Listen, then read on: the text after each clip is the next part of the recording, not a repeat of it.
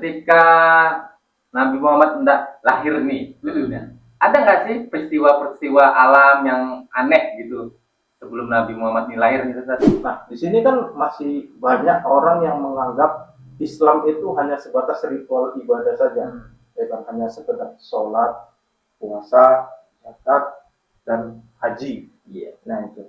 Nah, tapi masih banyak lagi apa-apa saja Ustaz yang dibawakan oleh Rasulullah itu selain ibadah kan gitu, ada hablu minallah, hablu minanas, dan hablu minafsi. Bisa dijelaskan Ustaz apa saja itu hablu minanas dan hablu minafsi Ustaz? Jadi kalau berbicara tentang makna maulid itu memang prinsip dasarnya adalah cinta.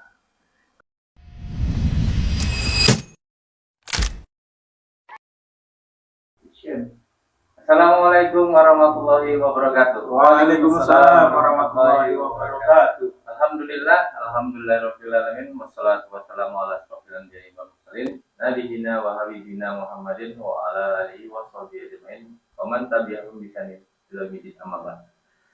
Formal ya. Formal. Ya. Masya Allah. Bukan ini sekali ya kan. Sip. Alhamdulillah di malam ini ya sudah berada nih tengah-tengah kita seorang penggiat dakwah, juga seorang guru Ustaz ya. Gitulah kira-kira. Kalau boleh tahu di mana nih saat mengajar itu? Ya alhamdulillah saya mengajar di Ma'had Al-Izzah di Undian. Undian Ustaz ya. Tahu Undian? Undian sih ya, Limau Manis. Sana juga Ustaz. Limau Manis. Pun agak masuk ke dalam lagi. Iya, agak ke dalam. Rumah Ustaz? Rumah belum pindah memang. Masih di Waringin. Aduh. Alhamdulillah. Kabarnya gimana Ustaz? Iya, Kabarnya? sehat kali luar biasa. Alhamdulillah. Oh, ini abang ini sehat. Alhamdulillah, selalu sehat walafiat. Kayaknya terlalu tawadu. Kadang terlalu tawadu, kadang terlalu tunduk juga Ustaz. Ini tadi perjalanan kemarin gimana Ustaz? Hujan atau nggak ada? Ya tadi dari pondok ada kegiatan diklat orang tua, jadi nggak usah lah capek-capek kali pulang ya kan. Nggak apalah pun ditunggu-tunggu kali juga ya oleh tetangga, tapi istri insya Allah ditunggu. Oke. Jadi Tetangga dari, ya nih ya? Iya. Tapi dari pondok tadi langsung kemari. Oke. Alhamdulillah. Nah, mungkin kita malam ini akan membahas satu tema tentang, karena bulan ini kan bulan Rabiul Awal Ustaz ya. Bulan yang berkaitan dengan baginda Muhammad SAW, yaitu tentang Maulid Nabi ini Ustaz. Iya. Maulid Nabi. Gimana Bang Nanto tentang Maulid Nabi? Ya. Apa mau kita gas dari seorang Ustaz Wandi ini? Yang perlu kita ketahui bahwasanya di sini itu Maulid Nabi adalah bulan Rabiul Awal ini adalah salah satu bulan yang spesial gitu. Di mana salah satu manusia terbaik yang diturunkan oleh Allah Subhanahu wa taala itu lahir di bulan Rabiul Awal. Tepatnya tanggal 12 Rabiul Awal kelahiran Nabi Muhammad Shallallahu alaihi wasallam. Nah, di sini kan masih banyak gitu yang apa sih Maulid itu kok mesti harus dirayakan gitu. Ada juga kan beberapa orang atau beberapa kelompok itu ada juga yang istilahnya dia Nyerang ya. ya yang istilahnya mengharamkan gitu, nggak Baru boleh, mulai tuh nyerang. nggak boleh kita ini. Nah, kita kan harus tahu nih memaknai Maulid itu apa sebenarnya Ustaz. Menurut Ustaz, apa itu sih Maulid Ustaz? Iya, kalau kita pahami ya, makna dari Maulid Nabi itu adalah memperingati hari kelahiran Rasulullah SAW. Maka dalam hal ini sebenarnya prinsip dasar orang yang memperingati Maulid itu adalah dalam rangka menunjukkan cinta, ya, menunjukkan penghormatan kepada Rasul. Rasulullah itu kan manusia terbaik, Iya. hamba yang paling dicintai Allah. Maka tak salah bagi kita untuk bisa mewujudkan cinta kepada Rasulullah dengan memperingati hari lahirnya. Walaupun memang di kalangan para ulama terjadi ikhtilaf, perbedaan pandangan. Nah, itu biasa sebenarnya. Jadi kalau ada yang mengatakan begini dan begitu, ya begitulah orang itu. Ya. Nanti panjang-panjang kali abang bening. Nanti kita akan bahas insyaallah. Kita bahas satu-satu Ustaz. Iya. Jadi kalau berbicara tentang makna maulid itu memang prinsip dasarnya adalah cinta. Kemudian Rasulullah Shallallahu Alaihi Wasallam ini kan sebagai suri tauladan. Suri tauladan. Jadi beliau disebutkan dalam Al-Quran sebagai uswatun hasanah. Laqad kana lakum fi Rasulillahi uswatun hasanah. Maka kita memperingati hari lahirnya contoh teladan kita. Gitu. Jadi alangkah salahnya orang yang menyalahkan orang yang berbahagia akan kelahiran Rasulullah. Jadi dalam hal ini walaupun memang sebagaimana yang kita ketahui ya, salah satu ulama As-Suyuti berkata ini adalah perbuatan atau amaliyah yang tergolong bid'ah, tapi bid'ah hasanah. Yang penting memang prinsipnya ya, prinsip peringatan maulid itu ya, dengan hal-hal yang sesuai dengan syariat. Ya, kalau misalnya maulidan tapi joget-jogetan, nah itu keluar dari koridor syariah. Itu biasa ada tuh di Jawa-Jawa itu Ustaz. Iya, jangan Ada di luar sana. Oh, aman nanti disensor nanti ya. Ada di luar sana. Sana ya kan. bapak suku. Digaplok nanti kita. Iya, begitu ya. Jadi dalam prinsipnya memang harus mengikuti ketentuan syariat. Kalau awalnya kan memang ini dilakukan oleh Salahuddin Al-Ayyubi. Ya, awal mulanya dari Iya. Salahuddin Al-Ayyubi waktu dia menjadi gubernur di Mesir kalau nggak salah Iya. Ustaz ya. Jadi prinsipnya itu beliau ingin membangkitkan gairah, semangat ya umat Islam yang pada saat itu takut untuk berperang. Ya, perang salib ya kan. Jadi umat Islam itu dibangkitkan dengan memperingati Maulid Nabi Muhammad SAW yang berarti akan menceritakan tentang kisah perjuangan Rasulullah yang begitu luar biasa. Nah, Jadi jadi Ustaz, ini kan kita memperingati nih hari lahirnya Nabi Muhammad SAW. Nah, ketika Nabi Muhammad hendak lahir nih di dunia, ada nggak sih peristiwa-peristiwa alam yang aneh gitu sebelum Nabi Muhammad ini lahir nih Ustaz? iya, kalau kita baca ya dari sirah yang ada, Rasulullah SAW lahir itu memang penuh dengan keistimewaan karena memang beliau adalah sosok yang istimewa. Yang pertama ketika Rasulullah itu lahir, itu hadirnya nampaknya cahaya dari rumah Rasulullah SAW yang sampai ke istana-istana di negeri Syam. Jadi jarak yang begitu jauh, cahaya itu begitu terang benderang. Ini menunjukkan bahwa ada sosok yang luar biasa pada saat kelahiran Rasulullah SAW di tanggal 12 Rabiul Awal. Kemudian salah satu yang lainnya adalah ketika Rasulullah SAW lahir, api Majusi yang ribuan tahun itu tidak pernah padam, dan pada saat kelahiran Rasulullah SAW api itu padam. Jadi sesembahan orang-orang Majusi terhadap api yang menyala-nyala selama ribuan tahun itu akhirnya padam. Ini menunjukkan bahwa Rasulullah SAW telah lahir menggambarkan akan ada perubahan besar di muka bumi Allah Subhanahu Wa Taala dengan apa yang beliau bawa. Ya, termasuk juga ketika beliau lahir, Rasulullah itu sudah dikhitan ya. Kemudian beliau lahir dalam keadaan bersujud.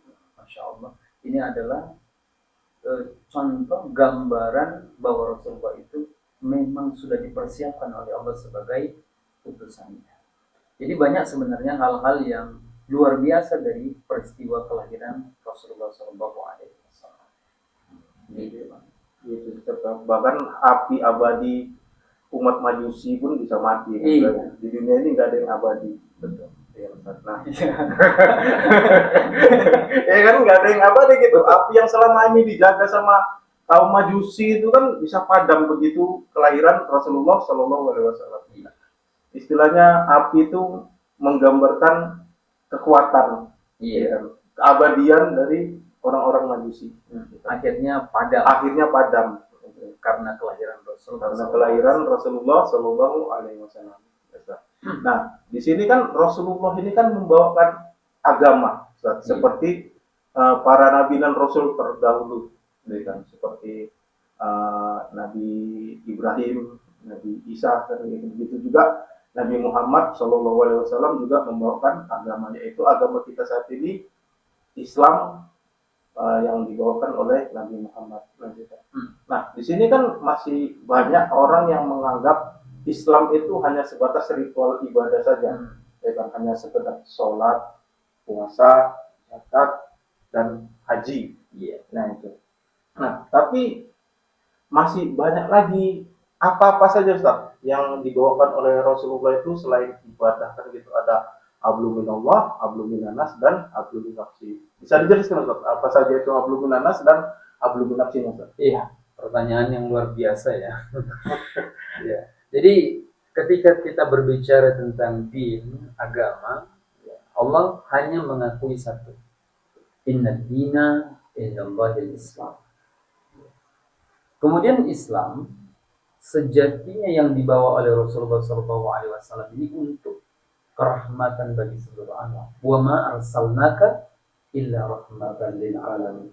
Jadi Allah mengutus Rasul membawa aturan untuk rahmat bagi seluruh alam. Jadi bukan hanya untuk umat Islam, tapi bahkan manusia lainnya di luar Islam, termasuk alam semesta.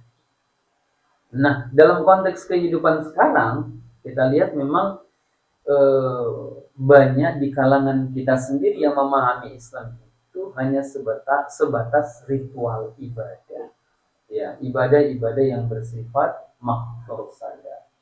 Ya, dalam hal ini sebenarnya kita harus banyak membaca, banyak mengkaji untuk melihat Islam itu seperti apa gitu. Kita lihat aja contoh Rasulullah. Rasulullah itu dengan kehebatan beliau sebagai seorang suami, sudah menikah kan? Insya Allah. Insya Allah Insya Allah mau nikah lagi. Iya.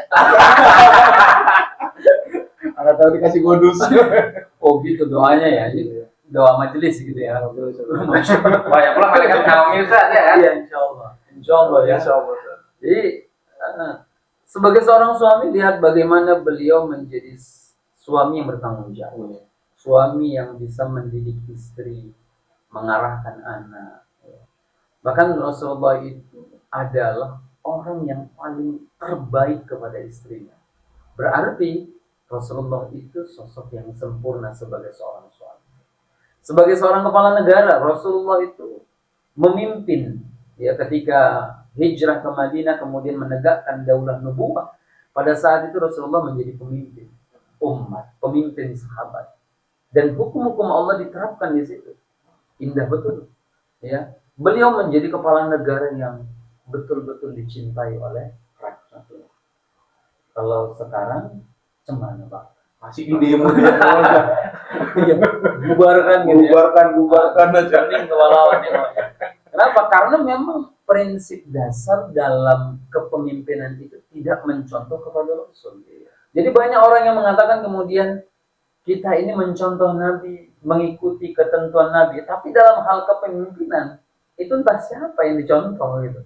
Dalam pikirannya mungkin duit aja gitu ya. Uang. Proyek aja gitu. Gitu Bang. Ya kan biasa Ustaz. Kapitalis ini kan larinya sudah jelas kan?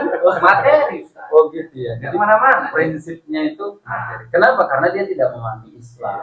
Itu artinya apa yang disampaikan oleh Rasulullah dari A sampai Z, dari akar sampai daun, dari ketentuan-ketentuan Islam itu harusnya kita pahami untuk kita amalkan.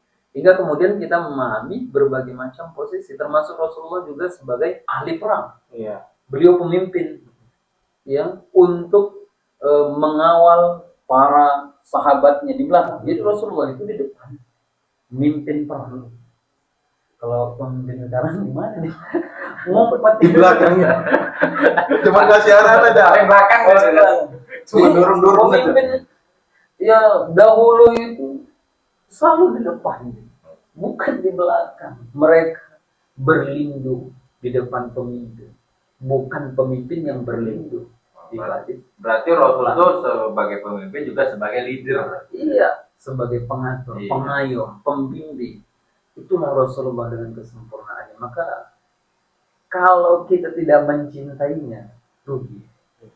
Bahkan maaf, jahil kita. Orang semulia beliau tidak dicintai. Nah, ngomong tadi Ustaz Nah. mengucapkan kata jahil tadi.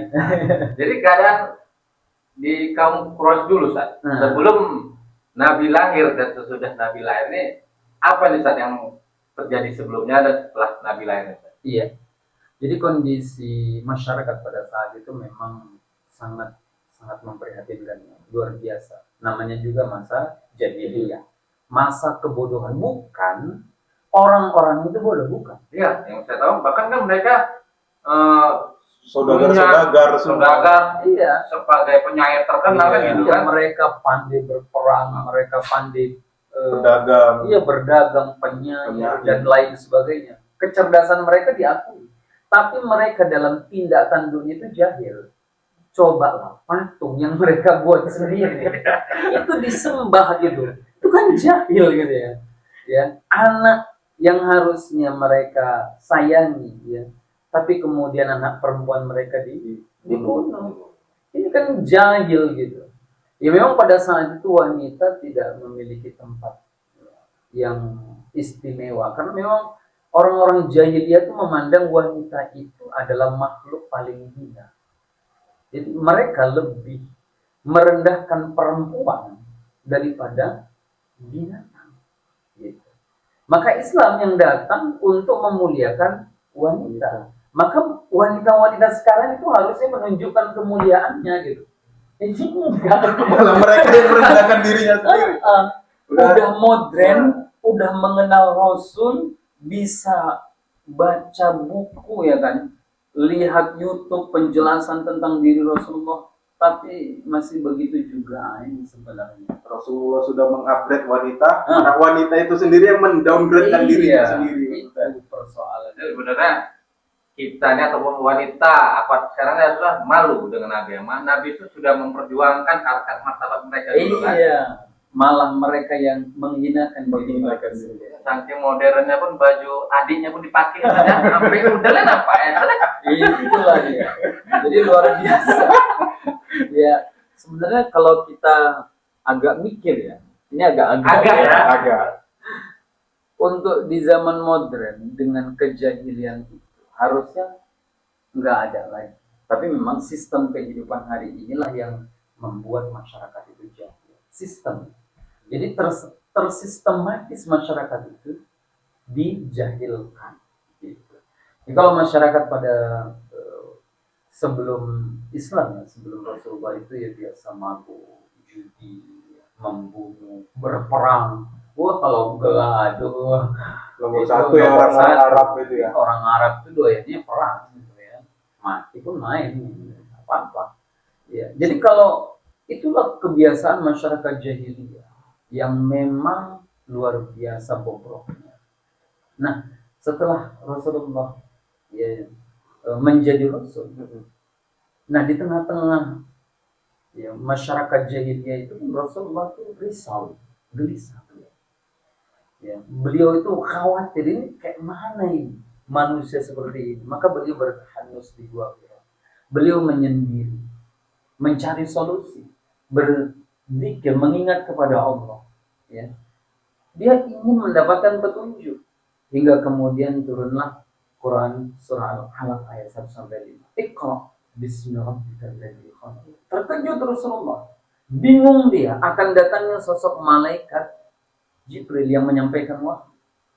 Jadi ini setelah peristiwa yang luar biasa itu Rasulullah itu khawatir sanggupkah dirinya untuk bisa mengubah kehidupan masyarakat yang pada saat itu luar biasa. Tapi apa yang dilakukan oleh Rasulullah? Rasulullah tidak pernah berputus asa. Begitulah harusnya kita. Ya di tengah masyarakat modern yang kejahiliannya belum hilang. Coba kalau kita lihat ya, dulu orang membunuh anak perempuan, sekarang belum lahir Udah dibunuh. Nah, itu saat yang pernah saya bilang sama teman-teman lah. Fir'aun itu kejam tidak? Kejam. Kalau dia sudah membunuh anak-anak. Siapa lebih kejam? Fir'aun atau manusia zaman sekarang? Ya jelas manusia zaman sekarang, saya bilang. Bayi yang mati dalam perutnya dibunuh, saya bilang. Luar biasa. Ya, jadi Fir'aun, kejam-kejamnya Fir'aun ya kan, dia punya rasa cinta kepada istrinya, punya rasa cinta kepada anak angkatnya Musa. Ya. Tapi hari ini bagaimana banyak orang-orang yang kemudian menyia-nyiakan istri, menyia-nyiakan anak angkatnya. Kan? Menyambung tadi yang Ustadz bilang itu, Rasulullah itu di Madinah sebagai seorang pemimpin kepala negara. Jadi itu kan termasuk fase dakwah juga itu. Jadi Ustadz, apa saja ini fase dakwah yang ada di Madinah dan fase dakwah yang ada di Mekah?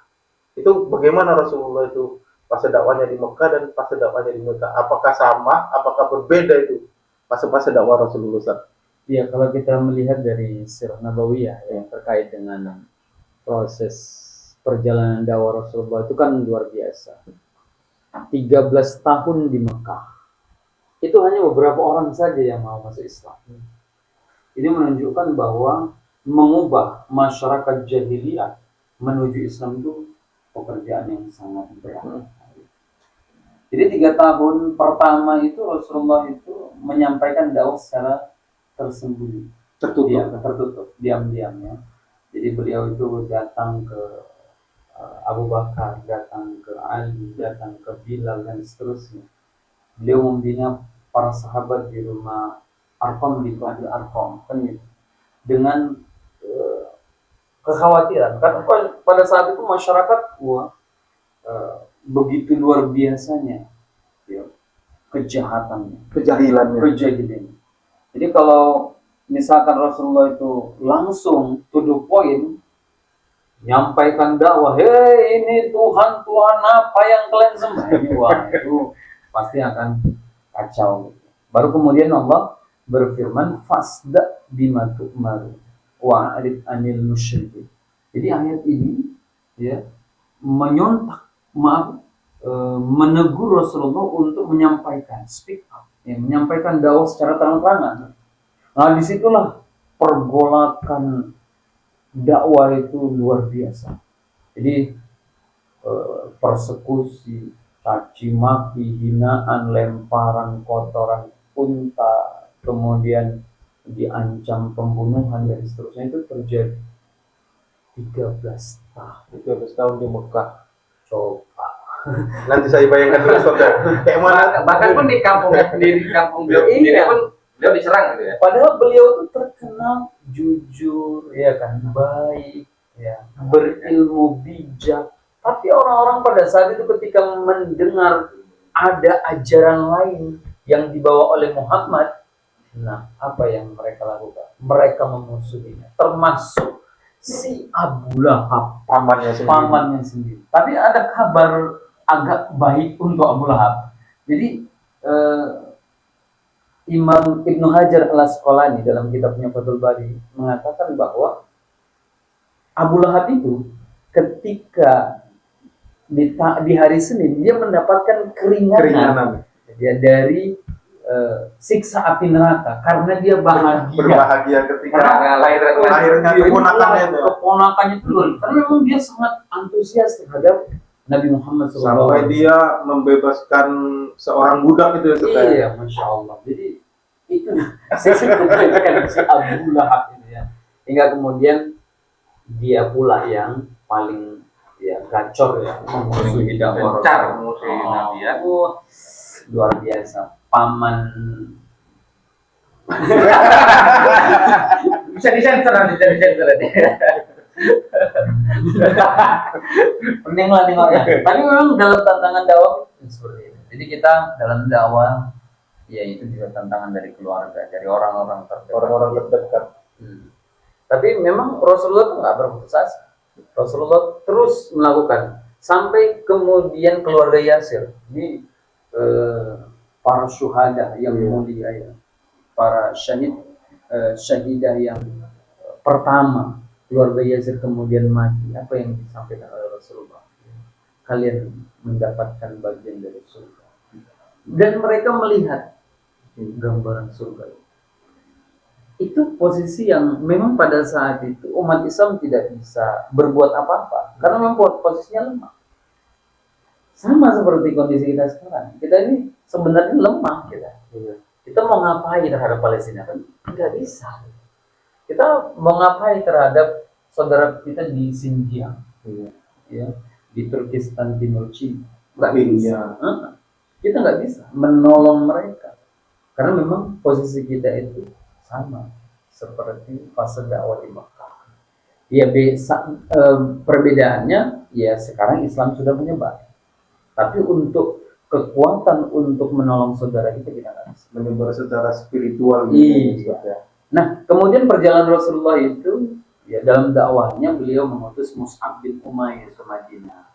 Nah, disinilah ya Mus'ab bin Umair sebagai seorang delegasi yang memang diutus oleh Rasulullah untuk menyampaikan dakwah dengan kebijaksanaannya. Alhamdulillah ya orang-orang itu berbondong-bondong masuk Islam, termasuk suku Aus dan Khazraj yang kemudian mereka menerima Islam.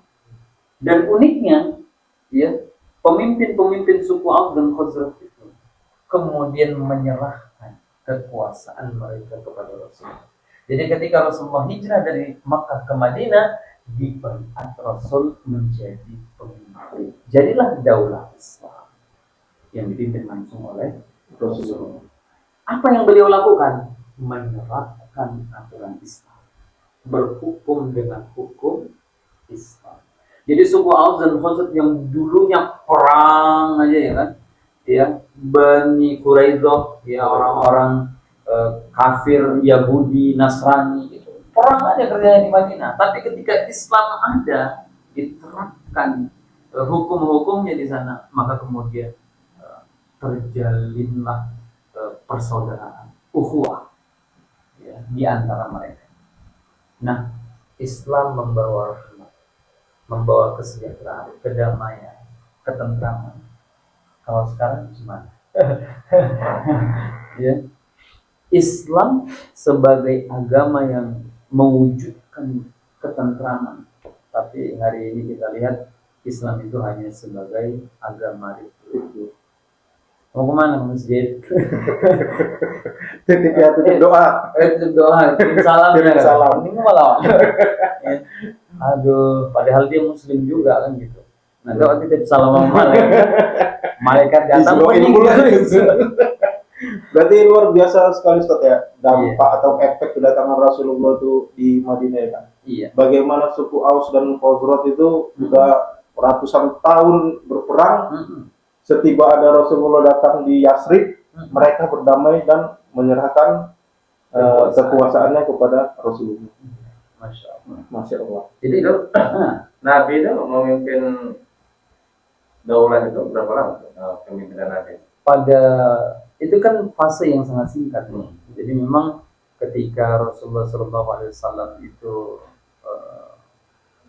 hijrah ke Madinah, ya kemudian beberapa tahun kemudian beliau wafat, baru kemudian digantikan oleh Abu Bakar As-Siddiq. Jadi pada saat itu memang fase kehidupan bersama Rasulullah tidak lama. Gitu.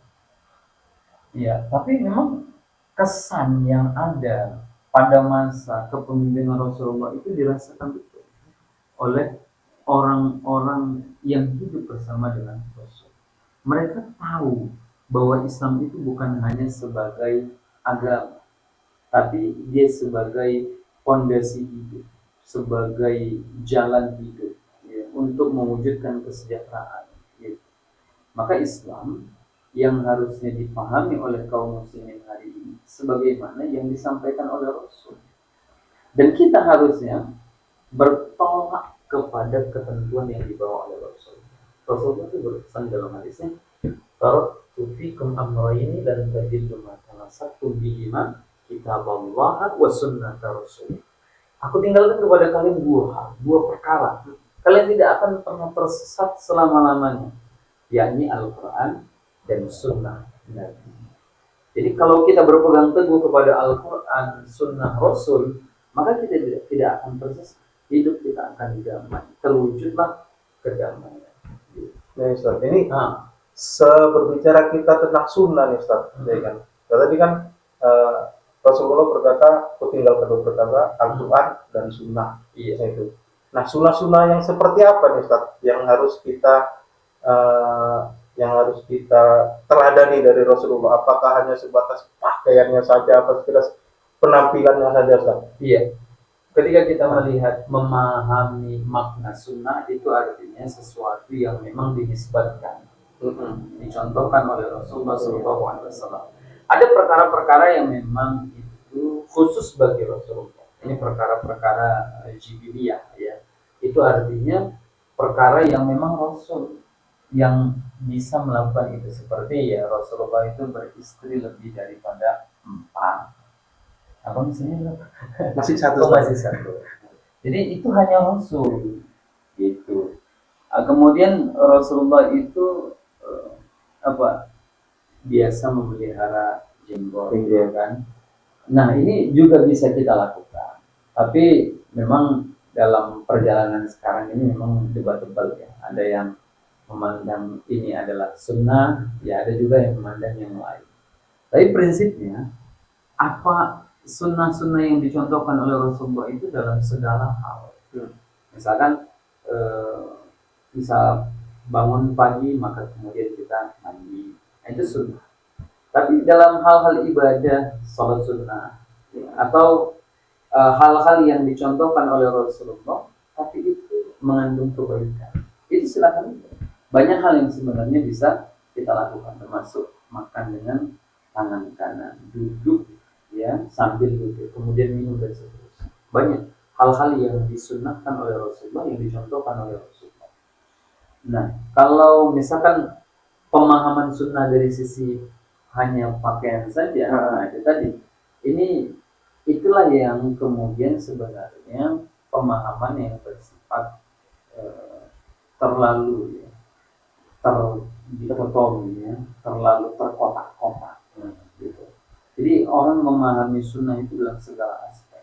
Jadi Rasulullah juga menjadi seorang ahli siasah, ahli politik. Gitu.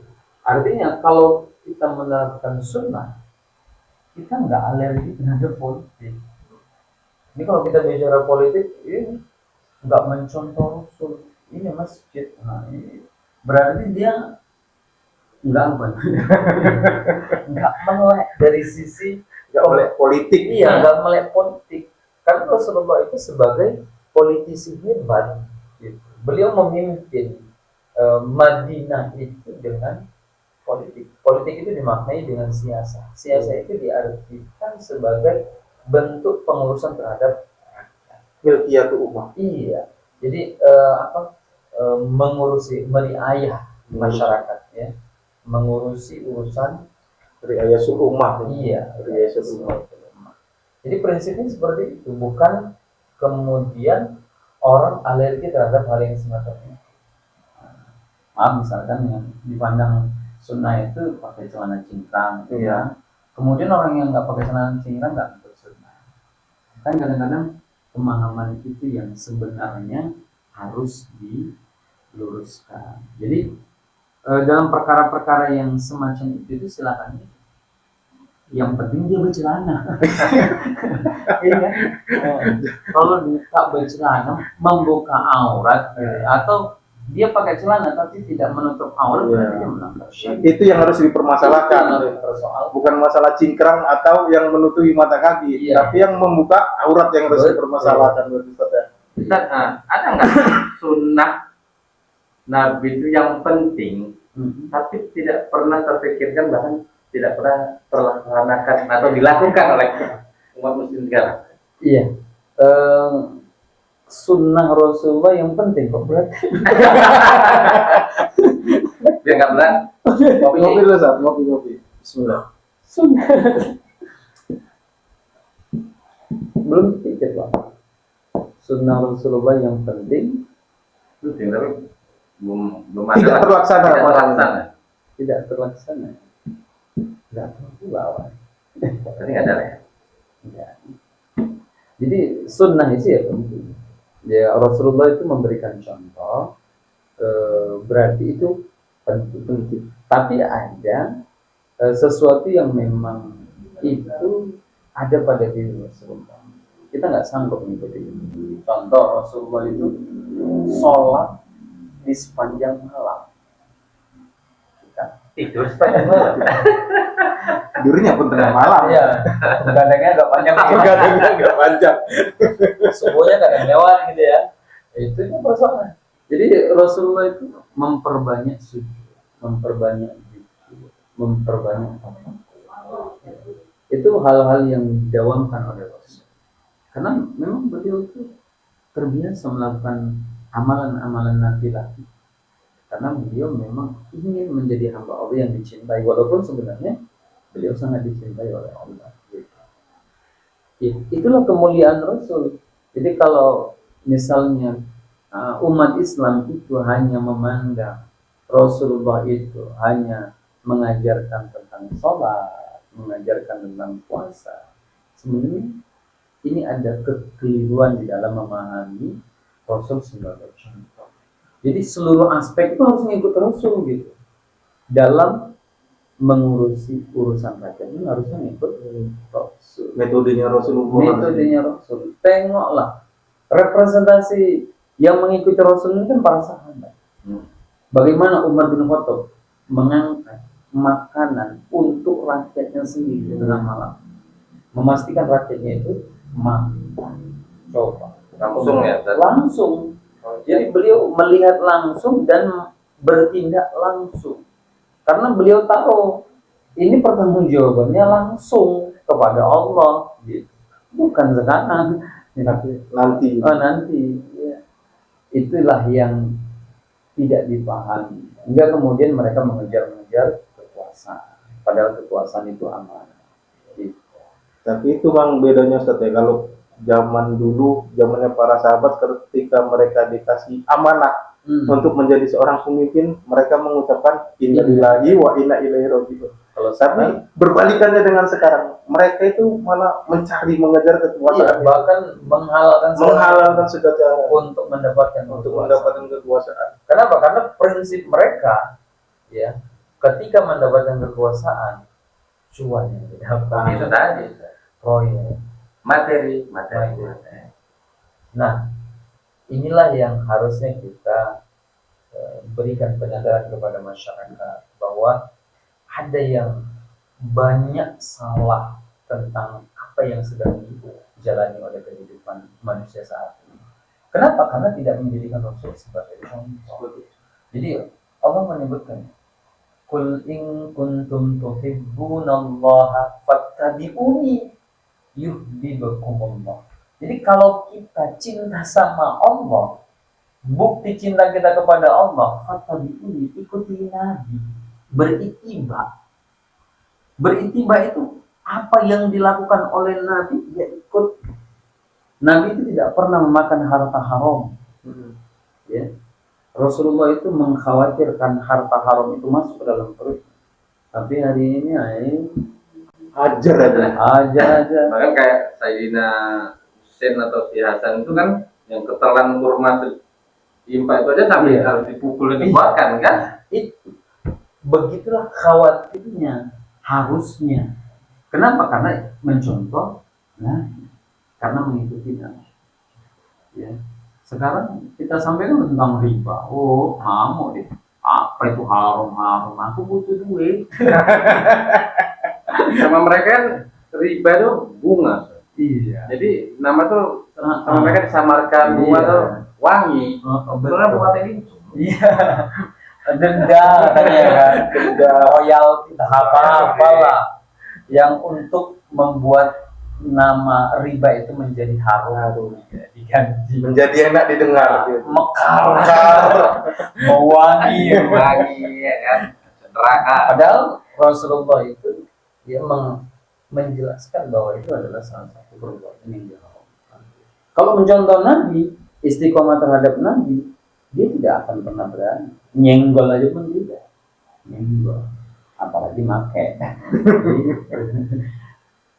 Jadi Ustaz, ada nggak kira-kira tips and tips ya Kak, untuk mengajarkan anak-anak kita itu supaya mengidolakan Rasulullah.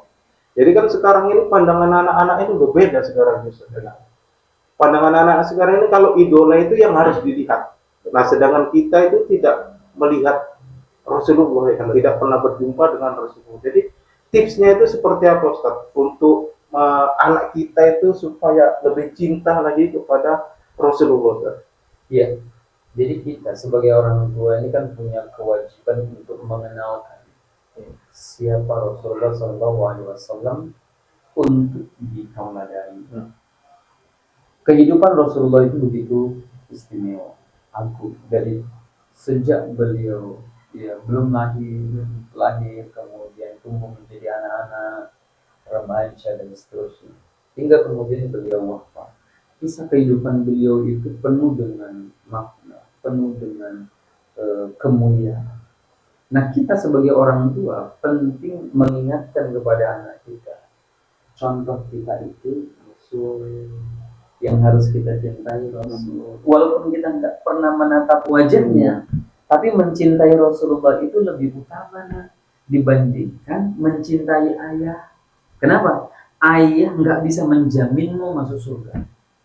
Ibumu nggak bisa menjaminmu masuk surga. Tapi Rasul dengan syafaatnya bisa menjaminmu masuk ke dalam surga.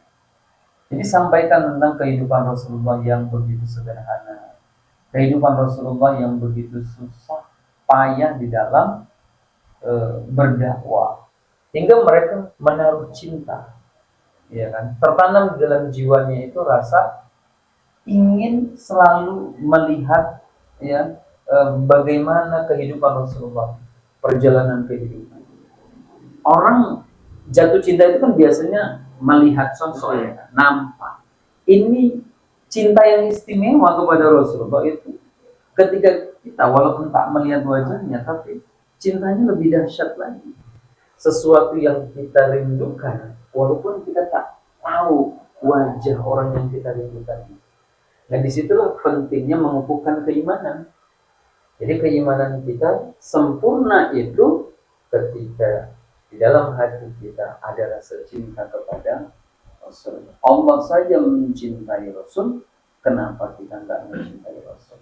Jadi banyak tips yang bisa kita lakukan. Contoh lainnya adalah memberikan tayangan-tayangan video, ya, kan, tentang kehidupan Rasul. Kita sampaikan juga, oh nah ini Rasulullah itu seperti ini, kehidupannya seperti ini, beliau itu jujur. Jadi tertanam dalam akalnya itu, oh Rasulullah itu jujur, maka dia pun diajarkan untuk jujur. Gitu. Jadi segala kebaikan yang beliau lakukan itu bisa jadi pelajaran bagi kita. Kemudian untuk menumbuhkan rasa cinta memang tak lain tak bukan menjadi bagian dari penerus apa yang beliau perjuangkan. Jadi untuk menanamkan rasa cinta itu kita harus dakwah. Rasulullah itu kan kerjanya dakwah, kan gitu. Kalau kita kerjanya ada dakwah, iya, dakwah sampingan, kerja utama. Iya. Sebenarnya dibalik itu Ustaz. Iya. Dakwah yang utama, kerja sebagai sampingan. Iya, jadi dia sebagai poros itu. Nah, kita saat ini dengan kehidupan sulit, ya, kita bekerja, tapi kita juga harus mengisi kehidupan dengan dakwah. Kalau kita terbiasa melakukan dakwah, pasti kita akan cinta sama Rasulullah karena merasakan betul medan dakwah itu, gitu.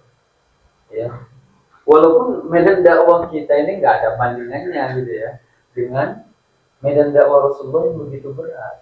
Coba sampai sekarang ada pernah dilempari kotoran apa gitu? Mudah-mudahan belum.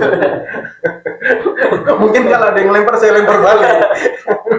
Nggak bisa kayak Rasul ya, nggak bisa kayak Rasul. bisa ya kan. Rasulullah itu sabar karena memang pada saat itu dia nggak tahu. Sebenarnya Rasulullah bisa minta sama Allah, Bahkan malaikat Jibril Selalu mendampingi. mendampingi, bahkan menawarkan. Iya. Ya, mau azab yang seperti apa, tapi karena Rasulullah dia tahu bahwa dia ini orang jahil, maka kemudian beliau bersabar. Tapi kalau dalam posisi kita ya, misalkan Rasulullah dihina, ya kita harus bela bos. Iya. Ini yang dihina Rasul kita gitu. Kalau kita yang dihina, ya kan, kemudian gak ada yang bela kita, itu nasib. Tapi marah ketika Rasul kita dihina itu salah satu marah yang diharuskan. Iya, itu tanda keimanan. Bagaimana seseorang yang kita cintai kemudian dihinakan oleh orang, kita diam aja. Itu apa namanya? Misalkan kita punya ibu, iya, bukan misal ya, Pak. Nah, harus punya. Punya ya. Kita punya ibu kita di Saya bukan Nabi Isa lah. Oh, nggak bisa nggak punya ayah. Ya, Nabi Adam. Nabi Adam. Nggak punya ibu. Ya, kita punya ibu. Maka kemudian kita akan memuliakan ibu. Maka siapapun yang berani ganggu ibu kita marah. Iya. Nah, dalam hal contoh Rasulullah itu memberikan contoh dari seluruh aspek. Apa yang nggak dicontohkan oleh Rasul? Semuanya lengkap, ya Allah. Makanya saya pernah dengar tuh, kalau kita mau jadi kepala keluarga yang baik, contohlah Rasulullah. Masya Allah. Ketika kita mau jadi seorang pedagang yang baik, Iya. contohlah Rasulullah. Iya. Kalau kita mau jadi seorang pemimpin atau kepala negara yang baik, maka contohlah Rasulullah. Itu pernah saya dengar dan pernah saya baca juga. Iya. Berarti memanglah Rasulullah itu sebagai contoh. Iya. Dalam hal contoh, beliau itu bukan hanya berkata, tapi memang menunjukkan sikap. Praktek langsung. Praktek langsung. Nggak hanya materi tapi langsung mempraktekkan. Kita mah materi aja gitu ya. Prakteknya kadang-kadang lupa gitu ya, sama istri kadang sama anak tadi ya ngomongnya kita kan bagus ini, mengajarkan gini, tapi kadang dalam praktek kita lupa. Ya. Oh, Bang Eko nelpon, dulu ya, gitu. Tapi gitulah ya, Rasulullah itu memang maksud beliau itu terjaga dari dosa, beliau dijamin oleh Allah kemuliaannya. Maka kita harus betul-betul mencintai Rasul. Bahkan rasa cinta yang besar kepada Rasulullah itu melebihi segalanya. Umar pernah berkata, aku mencintai engkau lebih dari aku mencintai diriku lebih mencintai diriku dibandingkan diri. Jadi Rasulullah gak mau. Jadi Rasulullah itu mengatakan, akulah yang harus engkau lebih cintai dibandingkan diriku sendiri. Maka saksikanlah ya Rasulullah, aku, kata Umar, lebih mencintai dirimu dibandingkan dengan diriku sendiri. Harusnya kita ini lebih mencintai Rasulullah dibandingkan diri kita sendiri. Maka apapun yang beliau lakukan, tunjukkan, tampakkan, itu harus kita betul-betul perjuangkan untuk kita lakukan. Itu tanda cinta. Karena orang yang cinta itu ingin selalu dekat, selalu ingin membersamai, ingin selalu membiasakan kebiasaan orang yang dicintai. Kalau nggak jumpa gelisah. Iya. Ini kita belum pernah ini berjumpa dengan Rasulullah. Harusnya kita dalam baik-baik doa itu meminta untuk bisa bertemu dengan Rasulullah SAW. Jadi untuk mengorbankan atau mencintai Nabi untuk sekarang nih gimana tuh? Karena kan kita tidak ada nih orangnya kan gitu. Iya. Bentuknya. Jadi sekarang yang bisa kita lakukan adalah melanjutkan estafet perjuangan Rasul. Jadi kita ini adalah umat terbaik. Kuntum khairul ummah. Kita adalah umat yang telah dipilih oleh Allah untuk mengubah kondisi batil menjadi hak. Maka Rasulullah telah melakukan itu. Hari ini kebatilan tetap ada. Maka harusnya kita ya menegakkan yang hak dan berupaya menghancurkan kebatilan dari berbagai macam aspek. Jadi kadang-kadang orang memandang batil itu, maksiat itu hanya meninggalkan sholat, ya kan? Padahal tidak menghukumi orang yang tidak sholat itu batil. Harusnya orang yang tak sholat itu kan dihukumi. Biar mereka sadar bahwa itu dosa. Nah, bagaimana hukum itu bisa terlaksana? Harus ada sistem yang melaksanakannya. Maka Rasulullah menegakkan negara. Penting bagi kita untuk berjuang bagaimana mengembalikan negara itu untuk menerapkan hukum-hukum Allah. Akan ada rasa cinta. Kita nih, kalau nggak dalam barisan dakwah ini, ke laut. Ya kan? Mancing. Mancing kayak kerja kita. Ya kan? Ngopi, ya kan? Atau ya apa itu? Ikut geng mod apa macam lah kan? Paling kecilnya itu mabar ya, Nah, main bareng. Ya, atau touring, naik gunung ya kan? Temori ya. Semori. Ya, lupa sama istri macam-macam. Kan banyak itu ayah lupa sama istrinya sama anaknya kan. Kenapa? Karena dia tidak terbiasa. Kita mau kemana? Oh, ada agenda, ada agenda. Ya. Rasulullah itu seperti itu, ada aktivitas dakwah yang diutamakan. Jadi rutinitas Rasulullah yang beliau lakukan itu kita lakukan. Beliau di tengah kesibukannya tetap sholat duha, beliau di tengah kesibukannya tetap sholat tahajud. Kebiasaan-kebiasaan itu mengantarkan kita mencintai. Dan memang kita harus menumbuhkannya. Cara untuk menumbuhkannya adalah kita membangun cinta di tengah-tengah kita sebagai pengemban. Rasulullah itu sangat mencintai para sahabatnya.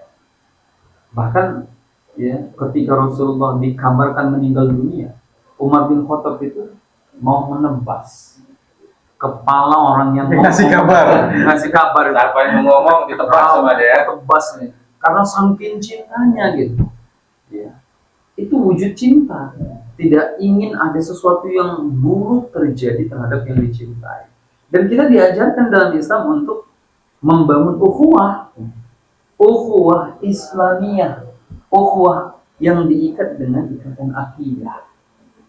Jadi kalau kita tidak mencintai saudara kita, ya ini alamat ini menjadi bukti bahwa sebenarnya cintanya kepada Rasulullah itu kan masih Pertanyakan ya. dipertanyakan. Karena Rasulullah itu mengajarkan itu. Bagaimana orang-orang muhajirin dan ansor dipersatukan. Itu dikatakan.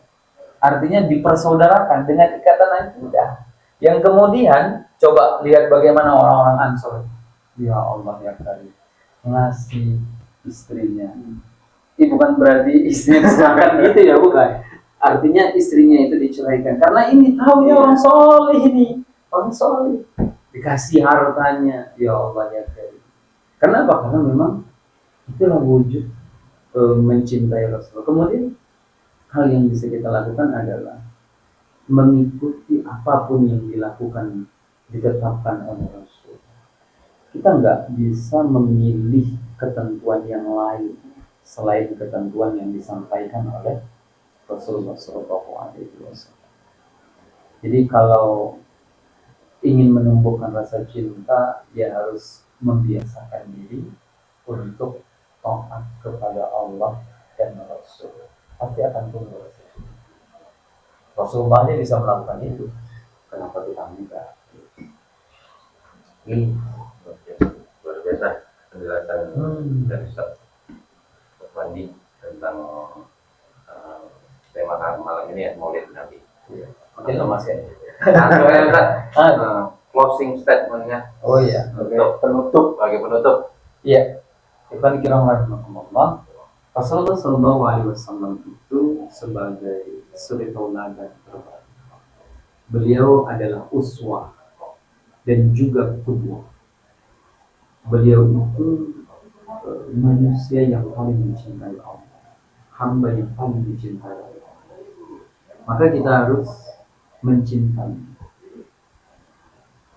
hal-hal yang bisa kita lakukan untuk menumbuhkan rasa cintanya adalah rasa cinta kita adalah bagaimana terus membersamai ya, aktivitas-aktivitas yang dicontohkan oleh Rasulullah untuk kita lakukan. Jadi perkara yang wajib itu nggak ada lagi istilah payah kali pun sholat 5 waktu itu udah tuntas bagi kita. Perkara-perkara yang haram takut kita karena Rasulullah kan takut melakukannya. Kemudian kita berupaya untuk menambahi amalan-amalan nafilah, amalan-amalan sunnah. Ini sebagai bagian dari cara kita untuk mencintai Rasulullah. Hal yang lain adalah membangun ukhuwah, ya, membangun persaudaraan yang kuat di tengah-tengah kita. Kita ini kaum muslimin, ummatan wahidah.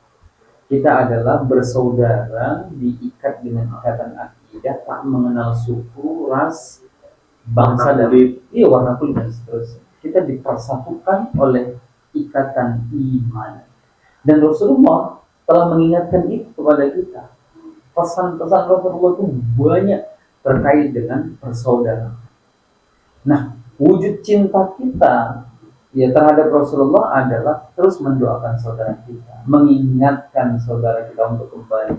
Jadi dakwah itu untuk mengingatkan, menyeru, ya, mengajak orang untuk meninggalkan kebatilan. Jadi itu wujud cinta. Kemudian momentum Maulid ini dijadikan sebagai pengingat bagi kita bahwa ada sosok yang mulia lahir di muka bumi, yang ia bukan hanya lahir, tapi ia membawa risalah, aturan Allah melaluinya.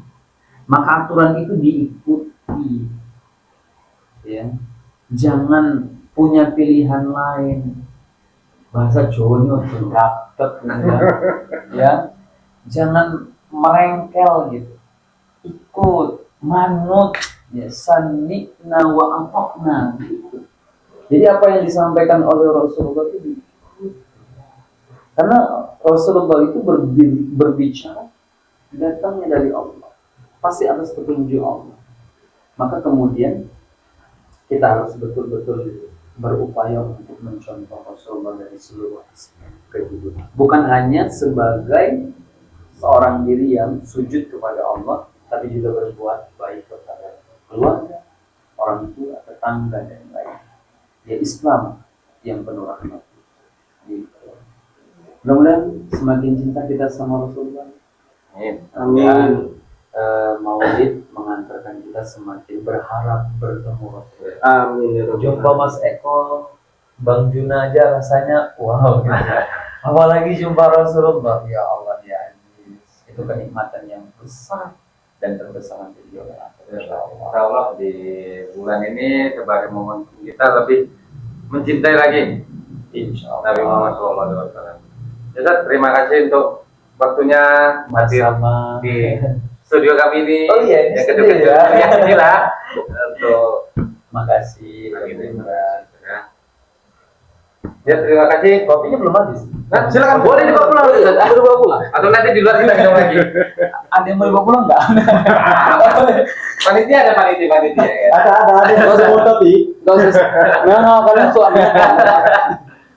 Baik, para sahabat Ruang Sekopa, itulah tadi bincang-bincang kita bersama guru kita, Ustadz Wandi. Mudah-mudahan ini sebagai pencerahan kita untuk supaya lebih mencintai Rasulullah SAW. Bukan hanya sekedar beliau sebagai Rasul, tapi juga sebagai panutan hidup kita di masa sekarang ini yang luar biasa dampak sekularisme yang kita hadapi. Baik, mungkin itu saja dari saya dan dari Bang Eko. Ustadz Wajib, terima kasih banyak Ustadz. Semoga diberikan kesehatan selalu dan diberikan nikmat rezeki yang berlimpah dari Allah Subhanahu Wa Taala. Kembali kepada Akhirul kalam, wassalamualaikum warahmatullahi wabarakatuh. Waalaikumsalam warahmatullahi wabarakatuh.